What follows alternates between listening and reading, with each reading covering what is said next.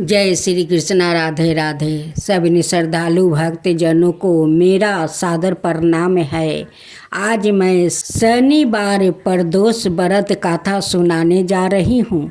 आप सभी ने श्रद्धा भाव से इस शनि प्रदोष व्रत कथा का श्रवण करें, क्योंकि शिव पार्वती आप पर वो कृपा करेगी और हमेशा आपको सुखी बनाए रखेगी। हिंदू धर्म में शनि प्रदोष व्रत का विशेष महत्व है। शनिवार के दिन पड़ने वाले प्रदोष व्रत को शनि प्रदोष व्रत कहा जाता है। साल 2025 का पहला शनि प्रदोष व्रत 11 जनवरी 2025 को है। प्रदोष व्रत भगवान शिव और शनिवार का दिन शनिदेव को समर्पित है। मानता है कि शनि प्रदोष व्रत में भगवान शिव, माता पार्वती और शनिदेव की पूजा करने से जीवन में सुख समृद्धि आती है, परेशानियों से छुटकारा मिलता है। शनि प्रदोष के दिन शिव पूजन के समय व्रत कथा का पाठ किया जाता है। गांगरचर्या ने कहा, हे महामते, आपने शिव शंकर प्रसन्नता हेतु समस्त प्रदोष व्रतों का वर्णन किया। अब हम शनि प्रदोष विधि सुनने की इच्छा रखते हैं, सो कृपा करके सुनाइए। तब सूत जी बोले, हे ऋषि, निश्चय तमक रूप से आपका शिव पार्वती का चरणों में अत्यंत प्रेम है। मैं आपको शनि त्रयोदशी व्रत की विधि बतलाता हूँ, सो ध्यान से सुनो। आप श्रवण करें शनि प्रदोष व्रत कथा। एक निर्धन ब्राह्मण की स्त्री दरिद्रता से दुखी हो संडिल ऋषि के पास जाकर बोली, हे महामुने, मैं अत्यंत दुखी हूँ, दुख निवारण का उपाय बतलाइए। मेरे दोनों पुत्रा आपकी शरण में है। मेरे ज्येष्ठ पुत्रा का नाम धर्म है, जो कि एक राजपुत्रा है, और लघु पुत्रा का नाम सूचिव्रत है, और हम दरिद्रता है। आप ही हमारा उद्धार कर सकते हैं। इतनी बात सुनकर ऋषि ने शिव प्रदोष व्रत करने को कहा। तीनों प्राणी प्रदोष व्रत करने लगा। कुछ समय पश्चात प्रदोष व्रत आया, तब तीनों ने व्रत का संकल्प लिया।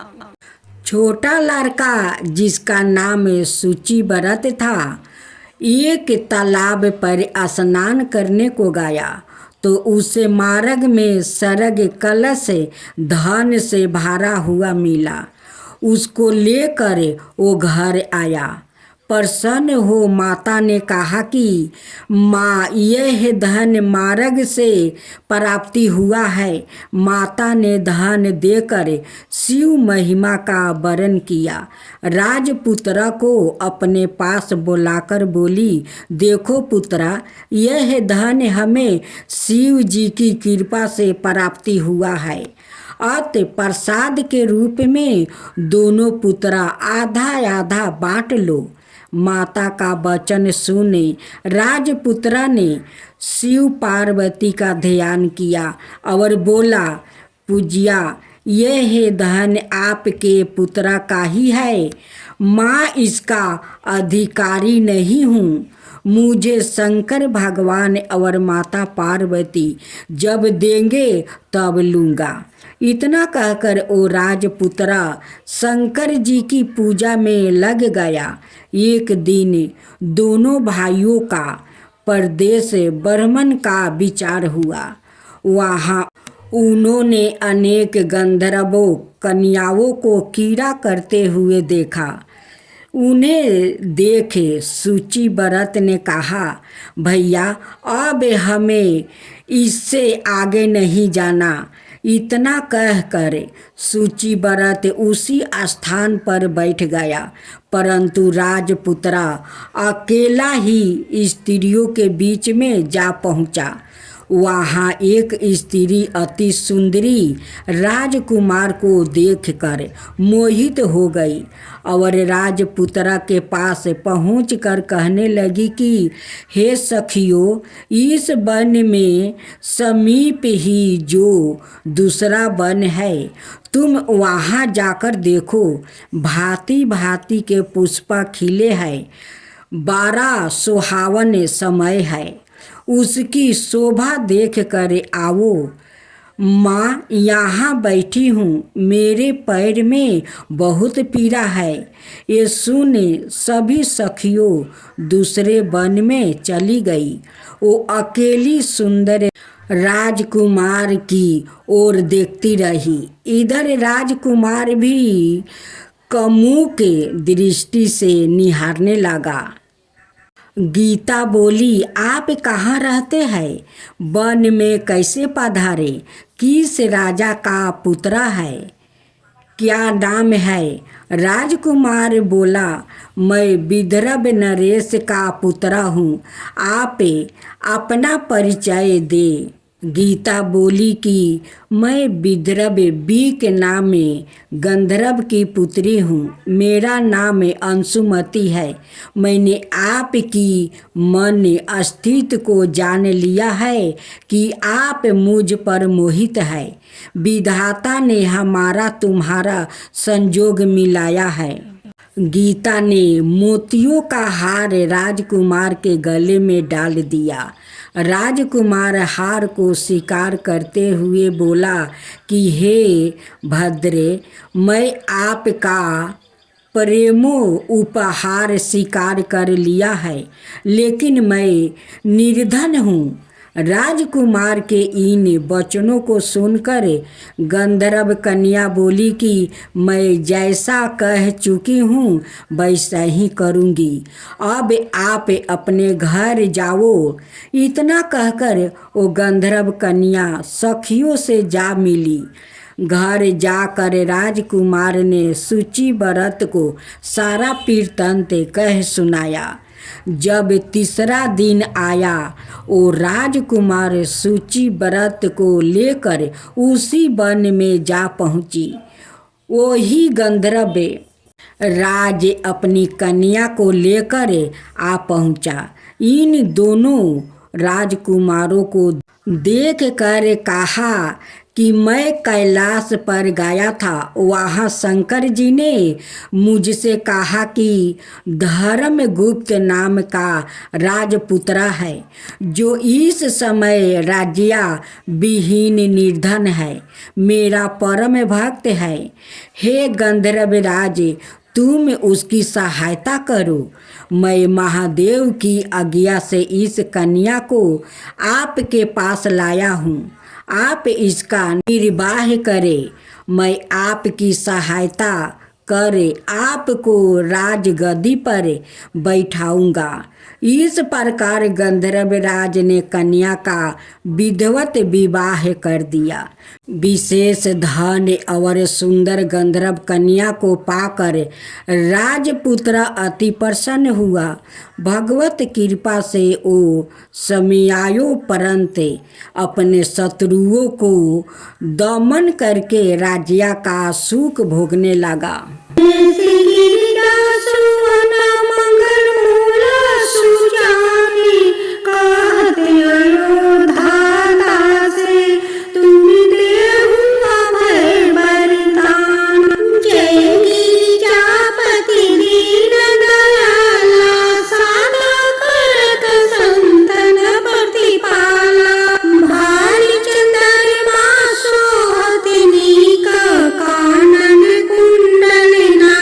फल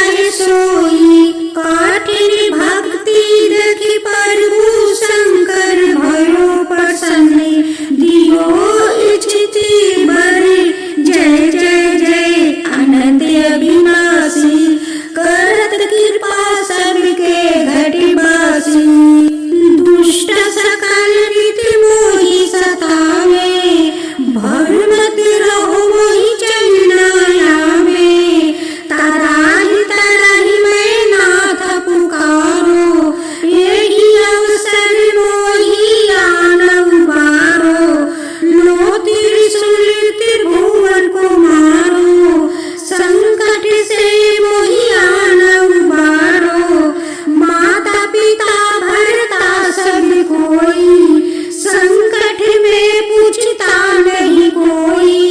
स्वामी एक है आस तुम्हारी, आए हरहु मामा संकट भारी।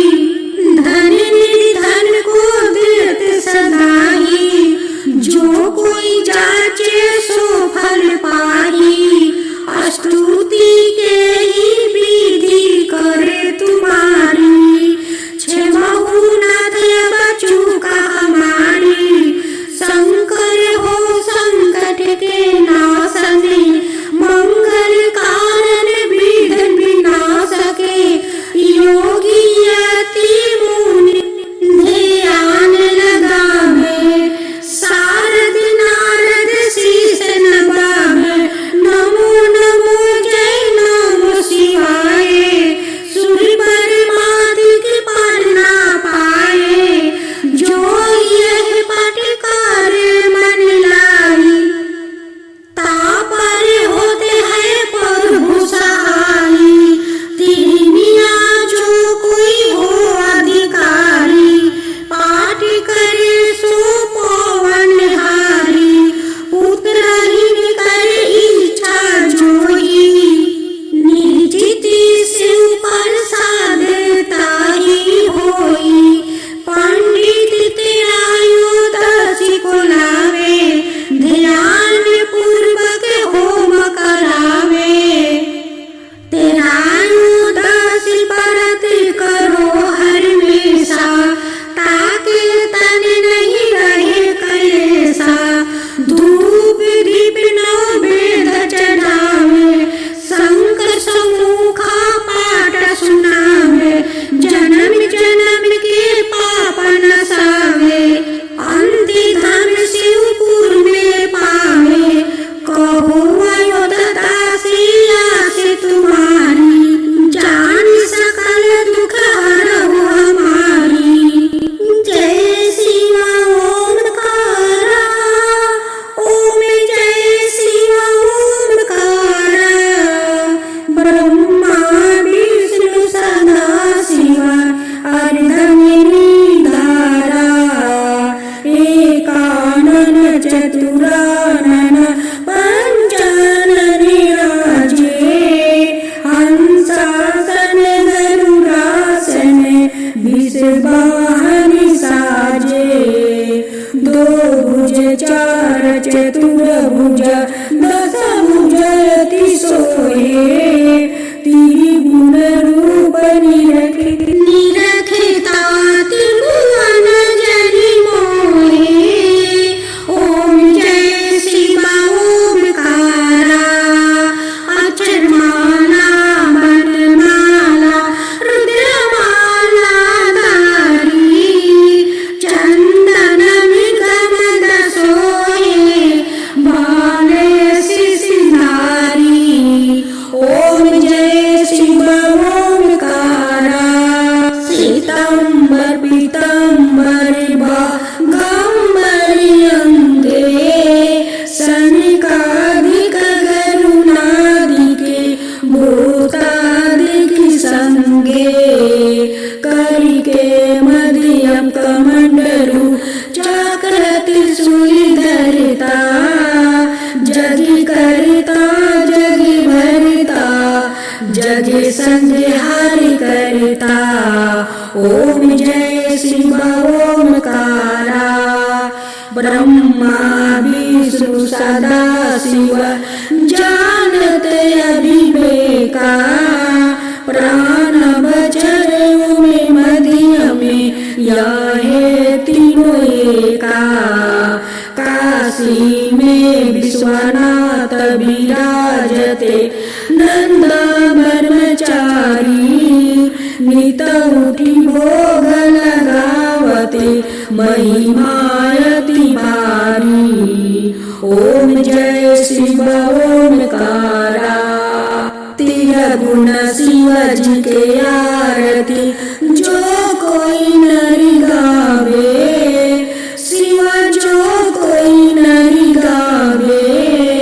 कहत शिवानंद स्वामी मन भजत, शिवानंद स्वामी मन वांछित फल पावे। ओम जय शिव ओम